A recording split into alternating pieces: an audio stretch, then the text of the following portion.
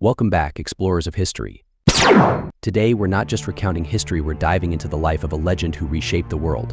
Prepare yourself for a journey through ambition, power, and legacy as we explore Alexander the Great, the epic journey of an imperial legend.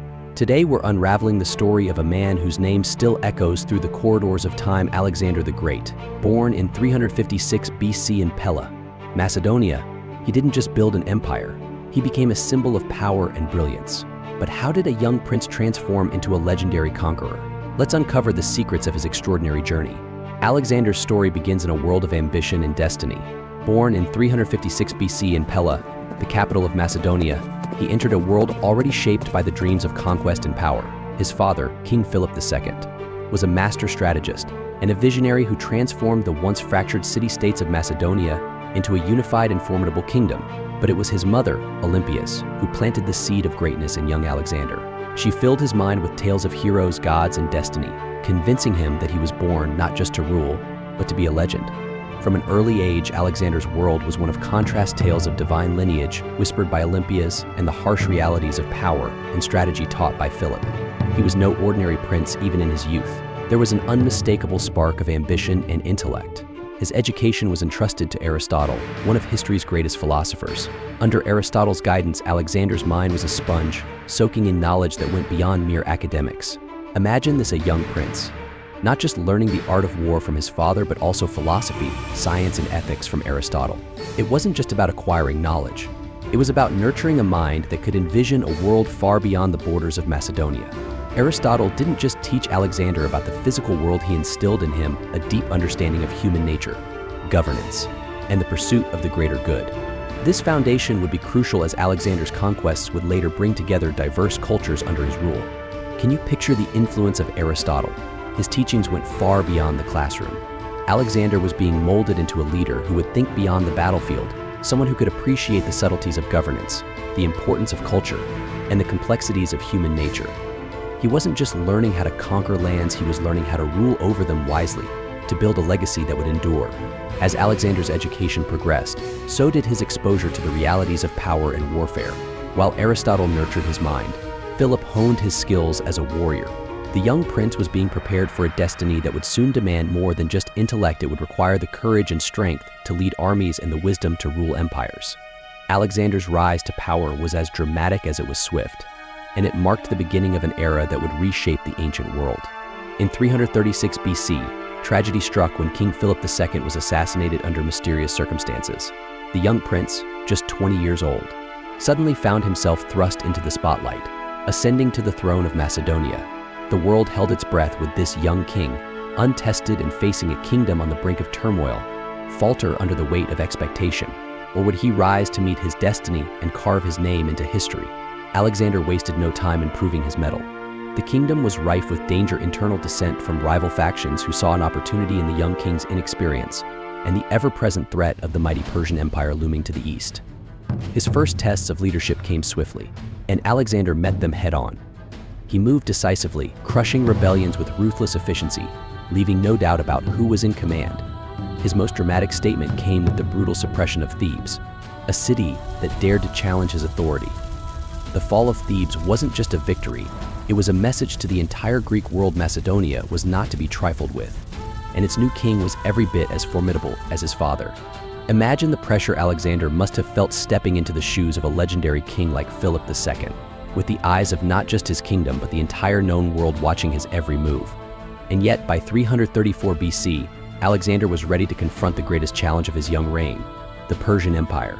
It wasn't enough for him to secure his rule over Macedonia. He had his sights set on something far grander. The crossing of the Hellespont wasn't just a strategic move, it was a declaration. Alexander wasn't content with the status quo. He sought to redefine the boundaries of what was possible. This was a young king who believed that nothing was beyond his reach. Alexander's campaign against Persia was the stuff of legend. His victories at Granicus, Issus, and ultimately at Gaugamela were not just military triumphs, they were the realization of a dream. Each battle was a testament to his tactical genius, his fearless leadership, and his unyielding will. At Granicus, he led from the front, risking everything to secure his first major victory against the Persians. At Issus, he outmaneuvered Darius, striking a blow that echoed across the ancient world. And at Gaugamela, Alexander's strategic brilliance culminated in a decisive victory that would shatter the Persian Empire and cement his place in history. But Alexander's conquests were about more than just land or power, they were about legacy. He wasn't simply expanding his empire, he was proving to the world that his ambition knew no bounds. Each victory was a step closer to immortality, as he sought to leave a mark that would endure through the ages. Alexander's genius on the battlefield was unmatched, and his campaigns would forever alter the course of history. His rise to greatness was marked by a series of brilliant victories, each one a masterclass in military strategy and leadership.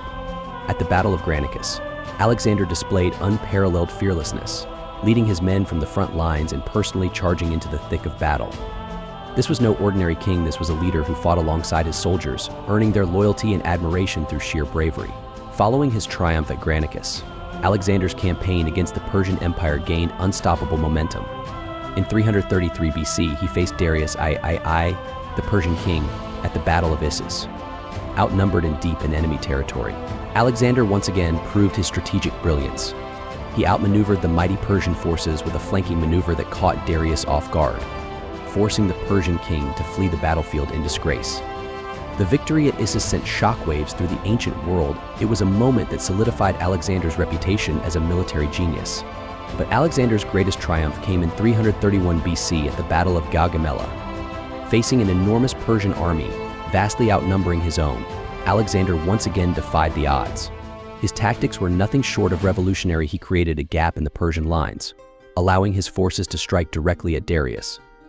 The battle ended in a decisive victory that shattered the Persian Empire and secured Alexander's place in history as one of the greatest military commanders of all time. But Alexander wasn't just a conqueror, he was a visionary with a grand ambition that extended beyond mere military domination. Unlike other conquerors, Alexander sought to unite the diverse cultures of his vast empire. He envisioned a fusion of East and West, where the best of Greek culture could blend with the rich traditions of Egypt, Persia, and India. To achieve this, he encouraged his soldiers to marry local women, fostering bonds between different cultures. This policy of cultural integration was revolutionary for its time and demonstrated Alexander's belief in the potential of a unified world. Alexander's vision was nothing short of revolutionary. He wasn't just building an empire of conquest, he was laying the foundations for a new world order. In this world, the cultures of Greece, Egypt, Persia, and India wouldn't just coexist, they would converge, exchange ideas, and flourish together. This dream of a cosmopolitan empire was embodied in the many cities Alexander founded, each a beacon of cultural exchange and innovation. Perhaps the most enduring symbol of Alexander's vision is the city of Alexandria in Egypt. Founded in 331 BC, Alexandria became a center of learning, culture, and commerce, attracting scholars, artists, and traders from across the known world. The city's legendary library, which housed countless scrolls and texts, was a testament to Alexander's commitment to knowledge and cultural exchange. Alexandria was more than just a city, it was the embodiment of Alexander's dream of a world united by the shared pursuit of greatness. Alexander's dream of a unified empire may have been cut short by his untimely death, but the seeds he planted took root in the hearts and minds of those who came after him.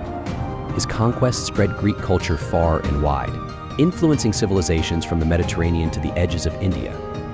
In the cities he founded, and in the ideas he championed, Alexander's legacy lived on, shaping the course of history for centuries to come. But every great journey has its trials and turning points. As Alexander's army ventured deeper into the unfamiliar terrain of India, they faced not only the physical challenges of the land, but also the psychological toll of years spent away from home. The Battle of the Hydaspes in 326 BC marked Alexander's last great victory, and it was a battle that tested the limits of his strategy and determination. Facing King Porus, who commanded war elephants, a terrifying force on the battlefield, Alexander once again demonstrated his unyielding will and tactical genius.